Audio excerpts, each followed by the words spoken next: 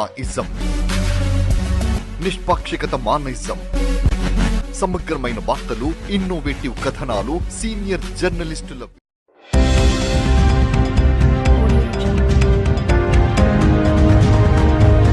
నాటక రంగాన్ని భావితరాలకు అందించాలని, కళాకారులను ప్రోత్సహిస్తూ దాతలు సహకరించాలని కేంద్ర ఖాదీ చిన్న పరిశ్రమల మాజీ డైరెక్టర్ ఈగ మల్లేశం అన్నారు.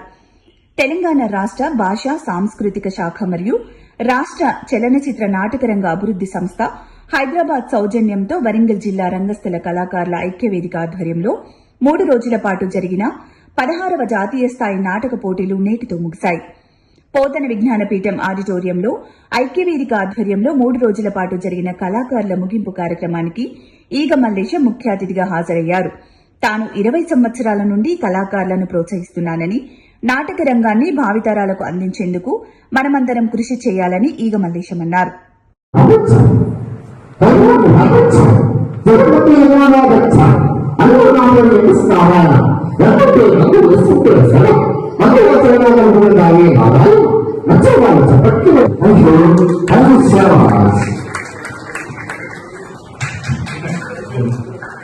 ఇప్పుడు మీ ముందు మిమిక్రీ ప్రదర్శన చేసినటువంటి నిషిత స్టేజ్ దయచేసి కీర్తిశేషులు డాక్టర్ పద్మశ్రీ నేరల వేణుమాధవ్ గారి శిష్యులు. చేసిన పాపం పెట్టమ్మా, నేను చేసిన తప్పేటమ్మా, నా తప్పేటమ్మా తప్పేటమ్మా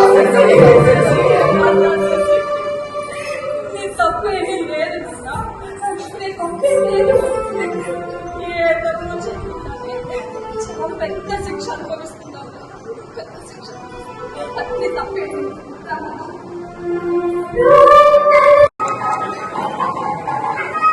ఎందరో కళాకారులకు వందనాలు, కవులు కళాకారులకు అభినందన చందనాలు. వ్యక్తికి వ్యక్తిత్వంతో మన్నతించిన వివేకి, ఆత్మవిశ్వాసానికి శ్వాసగా పయనించిన విహారి, చిత్రకళా సిద్ధిలాసి, నాటక రంగ నవోన్మేషం శ్రీ సాగుల సురేష్ గారికి సంస్థ రీతిలో జూన్ 17న అగ్రగణ్యంలో అవతరించినారు. పువ్వు పుట్టగానికి ద్వితీయ బహుమతిగా పొందారు. ఓరుగల్లులోని దర్శకులందరి వద్ద విధించిన విలక్షణ విశిష్ట పాత్రలు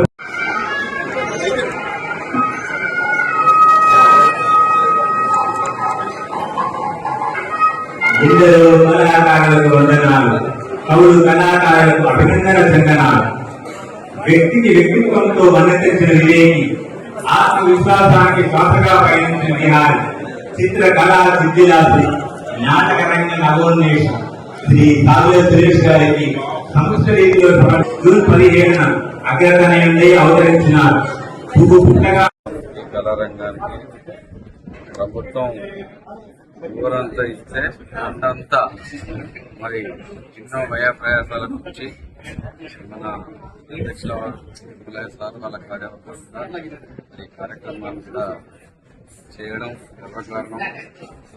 సమాజంలో రుగ్మతులను, నేటి సమాజంలో యువత నడుస్తున్నటువంటి పెడదారులను సినిమాలు చూసి మరి సినిమా రంగాన్ని కూడా వాళ్ళు తప్పుదో బట్టి యువత అంతా పెడదారులు పడతా ఉన్నారు.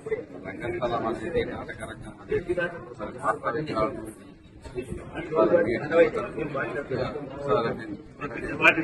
సక్రమంగా పాట వేయాలని ఆ సంకల్పం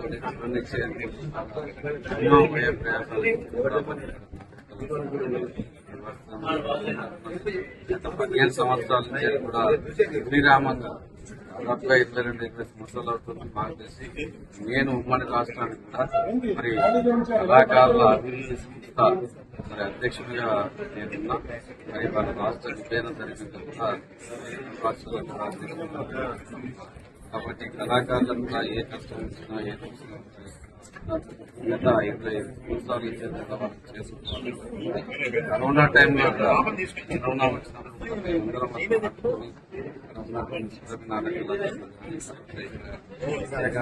మన తెలంగాణ సంచార జాతి అంటే తెలియని కళాకారు దాదాపుగా ఆంధ్రాలో చూసుకున్నట్లయితే మనకు సిపి ఉన్న కళాకారు మన దగ్గర వంశపారంపరంగా దాన్ని అంటే వాళ్ళ తరతరాలు వాళ్ళ తాతల తండ్రుల నుంచి వెళ్ళి ఒక సంచార జాతి అందరూ కళాకారులు వాళ్ళ క్షుణ్ణంగా అర్థమయ్యే విధంగా మరి వాళ్ళను రాను రాను రాను ఇవాళ రంగస్థలం నాటక రంగం అభివృద్ధి చెందుతుందని చెప్పి ఆశిస్తూ ఆ సమాజాన్ని వాళ్ళ పూర్వకాలంలో ఏ విధంగా ఉన్నదో యూత్ గాని మరి వాళ్ళు సక్రమంగా నడిచే బాటలో కూడా మేము కంకణం కట్టుకుని చేసే వీళ్ళ ప్రయత్నంలో మా వంతు పాత్ర ఉంటుందని మేము కూడా ఇక్కడ జరిగే కార్యక్రమాలు కూడా ముఖ్యమంత్రి గారితో తీసుకెళ్లి నేను పర్సనల్ గా మాట్లాడి వాళ్ళకున్న కష్టాలు కూడా చేస్తామని చెప్పి చేస్తూ ప్రతి నాటకాన్ని కూడా మన